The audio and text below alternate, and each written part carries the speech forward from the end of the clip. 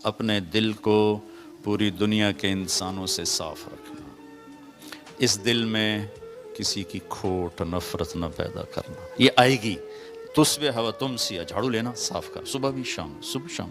وہ اپنے یہ ہماری مستورات اپنے گھروں کو روزانہ صاف کرتی ہیں، وہ پھر اگلے دن گندے ہوتے ہیں پھر صاف کرتی ہیں، تو پھر گھر ایک اچھا لگتا ہے. اس دل میں لوگوں کے نیگیٹو رویوں کی گندگی آئے گی، نفرت بھی آئے گی، غصہ بھی آئے گا، بغض بھی آئے گا. میرا نبی نے کہا جھاڑو پکڑ اور دھو اور دھو. تھک تھک کے جب تو مرے گا نا تو جنت میں تیرا گھر میرے گھر کے ساتھ ہوگا. انسان اپنی نیچر میں میٹھے بول کا محتاج ہے اور کڑوے بول کا زہر برداشت نہیں کر سکتا. سانپ کے زہر کا علاج موجود ہے، کڑوے بول کا علاج موجود کوئی نہیں ہے.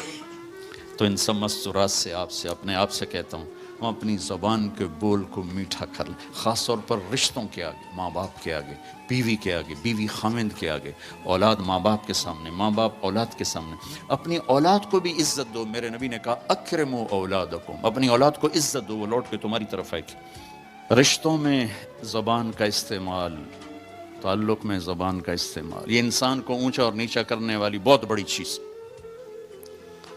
اس لیے جب کبھی غصہ ہو چپ ہو جاؤ، بولنا نہیں، بولنا نہیں. غصے میں آدمی صرف نبی صحیح بول سکتا ہے، غصے میں صرف نبی صحیح بول سکتا ہے، باقی کسی میں یہ طاقت نہیں کہ غصے میں وہ صحیح بول سکے. لہذا چپ ہو جاؤ، گزرنے دو لہر کو، اس کے بعد جو کہنا چاہتے ہو کہو، ورنہ